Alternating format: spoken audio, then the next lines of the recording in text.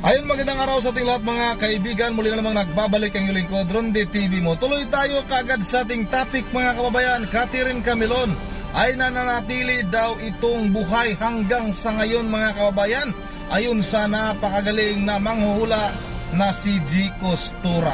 At ayon kay G. Costura mga kababayan, ay makuha ng pamilya ni Catherine Camilon ang hustisya. Tama lang mga kababayan, kailangan managot, makulong itong si Major Alan De Castro mga kababayan sa kanyang ginawa sa beauty queen na si Catherine Camilon.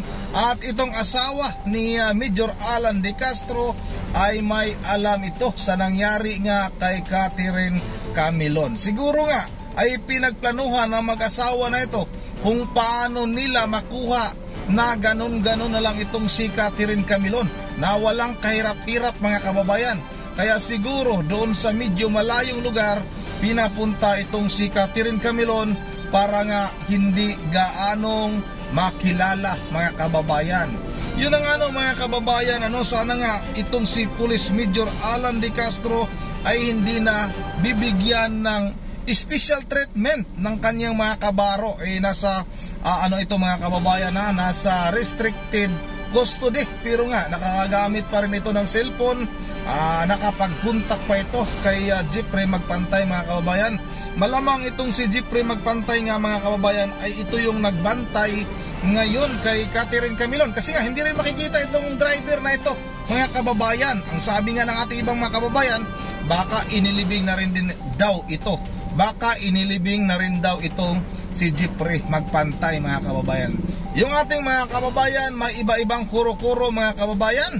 Hindi talaga mawala sa ating isipan kung ano ba talaga ang nangyayari kay Catherine Camilon hanggang ito ay talagang matatagpuan mga kababayan. Ito na nga, wag na nating patagalin.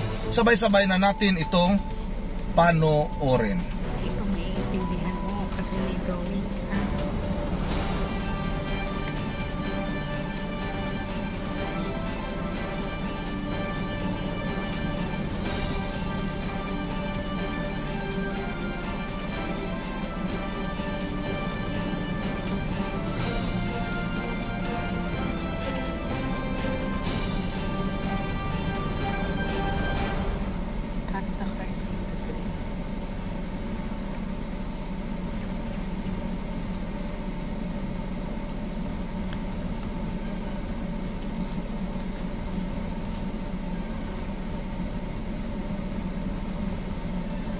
kuha kami ng 7 cards of total game.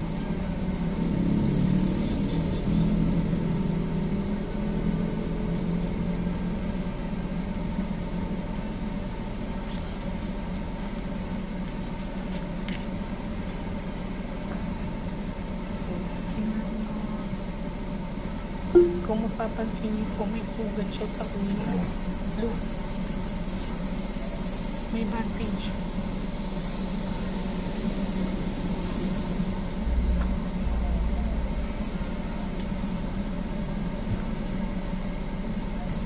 Kalungkutan. So, ibinyahe talaga siya. Ito ay huwag niyong tingnan as ano tawag dun sa karwahe. So, ito ay huwag niyong tingnan as karwahe. Tignan niyo to, nasasakyan. So, ito ay kalungkutan. Tignan niyo po. Mabuti.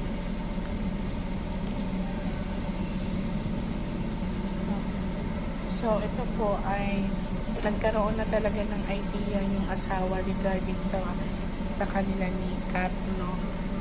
Ayan. Mother, makukuha natin ang hustisya. Tama lang. Tingnan niyo. May babae dito. Tapos ito ay itim na nakikita sa pusa. So, itim na pusa serve as padlang pag-amin. So, ibig sabihin talagang ito kasi is pagtalikod, no? Ibig sabihin yan is pagkawala. Yung ibig sabihin is paghiwalay. So, ayaw pumayag ng lalaki na makipaghiwalay si Kat. So, So, yun ang isa sa reason kasi isa sa mga Kaya pala. dahilan is ito ay kung mapapansin mo darling, pera kasi yun. So, nag-invest na siguro yung guy sa kapatid mo. Kumbaga, syempre pag nagmahal tayo, nagbibigay talaga tayo ng suporta. So, ayaw siyang payagan. Cut the cards ito.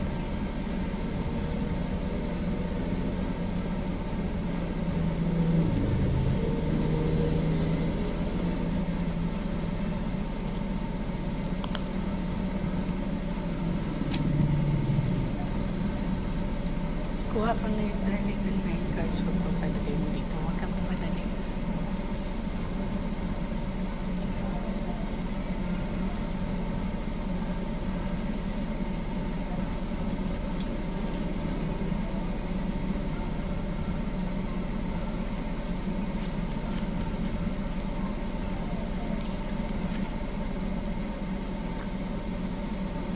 Pakikipaglaban. So, ibig sabihin, lumaban pa pala anak mo.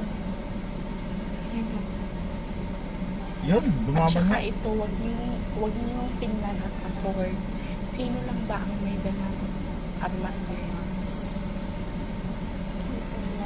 Nakukuha ko Yes. sinasabi ng barang. O ganyan. Naalala ko is so maaaring may issue din dito ng pregnancy.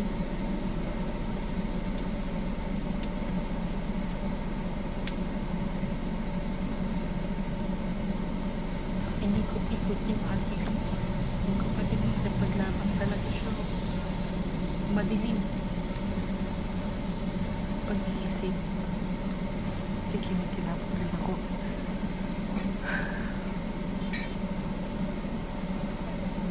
Sa ngayon, sa nakikita ko, ay malinaw na pinapakita sa mga barahan na nakipaglaban si Kat sa buhay niya. At merong pinapakita din dito na may babae nagdadalang tao. And then, sa pagbiyahe, ang kinakatakot namin ngayon is maaaring ibiyahe ulit si Kat or itago ulit. Kasi meron ditong pinapakita ng pagbiyaheng panibago. Tapos, dilim, ibig sabihin madaling araw. Mapapansin mo. Bali, Miss J, paano po kung halimbawa ito dito? Kasi buntis po yung asawa niya. Buntis yung asawa nila. Maaari ito yung asawang buntis. Ilang months na daw siya? Hindi po. Paano mo nalaman? Kasi sa mga balita, may buntis Sa po. TV? Hindi po sa TV. Parang may mga nakakapagsabi lang po na buntis. So may nagsabing nanganak na yung asawa niya. Parang mga bali-balita lang din po. So hindi kasi ako updated, pero ang sinabi dito may babae ng buntis. No? Mother, kung mapapansin niyo, may harang, ibig sabihin talagang until na tinatago pa siya. Tignan natin.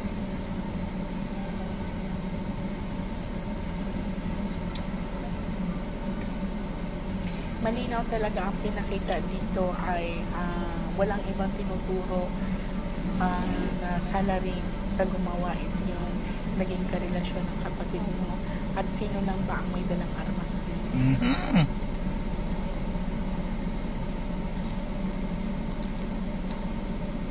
Confirm mga kababayan ha. Ayun kay G. Custora.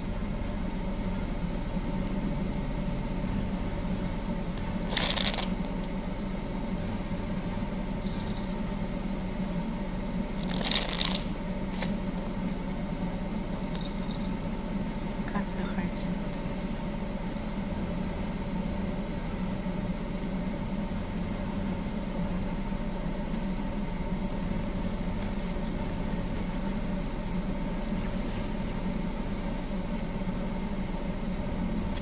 Kuha ka naman ng 12 cards at makalagay ko dito.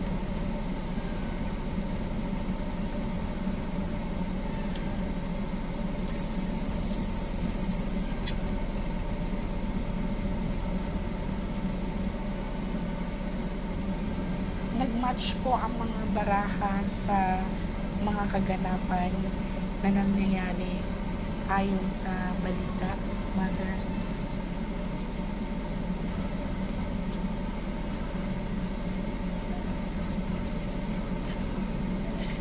Kayo po ba ay binibigyan ng protection? Opo. Meron naman po.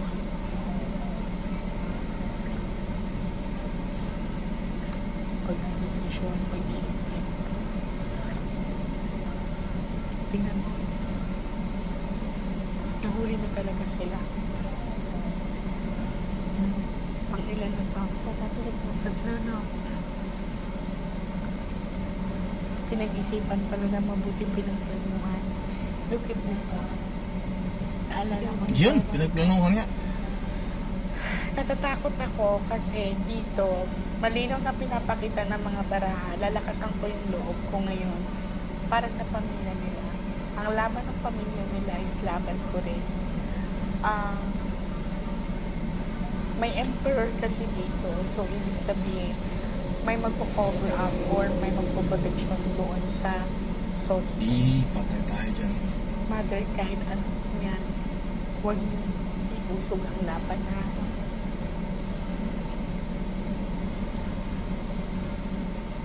Ano ito? Pera. Pinakita dito is bird. No? Ano ba ang feature ng bird? Sila ang nagbibigay ng kung mapapansin niyo, Mother, ano ba ang ibon dati? Sa unang panahon. Sila ang nagbibigay ng mensahe. Di ba tinatagian ng ibon? Opo. Tapos, naghahatid ng mensahe. Ibig sabihin, may exchanging of messages ito. Ibig sabihin na hanggang ngayon, may communication siya doon sa pangyayari. Yan na nga. Puro yan. Kasunduan.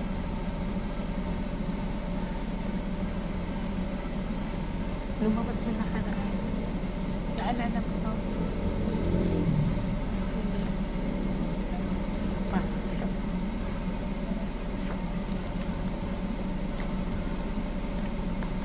Naalala mo yan? Ang pagbagsak. Ito ay sa ngayon sa pinapakita sa akin. So, ang nangyayari pala, ibinyahing sikat ng madilim or madaling araw. Yan. Tapos, kahit hindi talaga siya makatakas, it's because of may armado, may dalang mga armas yung humawak sa kanya. So, kung mapapansin dito, merong baback up talaga. Okay? So, lakasan niyo yung loob mo. Magpapasalamat ako ngayon kasi walang death na pinakita. So, ang taas ng chances na maaaring tinago si Kat sa isang gusali, isang bahay, isang lugar. Sa pinapakita sa akin ng mga baraha, may nakita akong kulay puti na bahay. And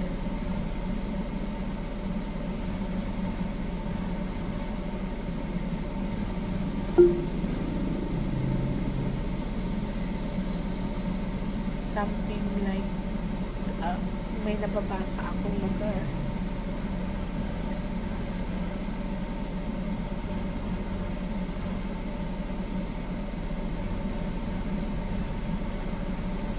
It's like Tanawan, Laguna.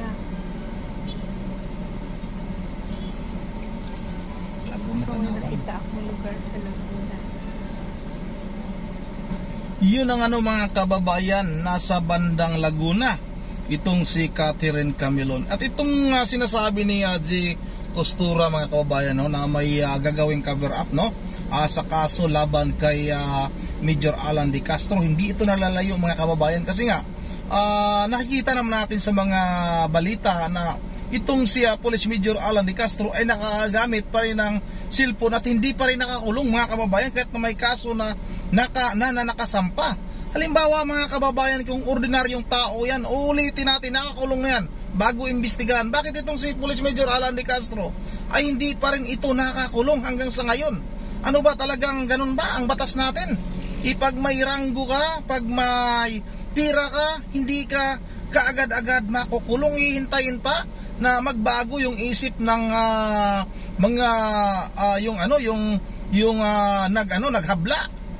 Baka mga kababayan ay babayaran itong pamilya ni Catherine Camilon.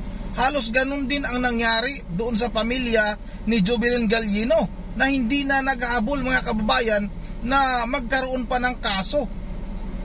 Yun ang mga kababayan, sana nga ay hindi ito atras itong pamilya ni Catherine Camilon at ay papatuloy mga kababayan yung kaso laban dito kay Police Major Alan De Castro.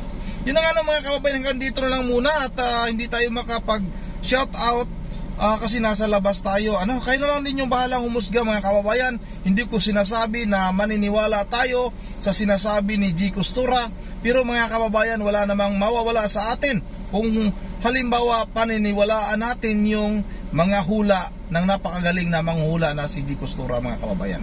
Yun ang hanggang dito lang muna at once again, this is Ronde TV mo. Shout out na lang sa ating lahat ng ating mga subscribers, sa ating mga viewers. Maraming salamat sa iyong patuloy na suporta. At once again, this is Ronde TV mo. Ingat tayong lahat. God bless bawat isa sa atin.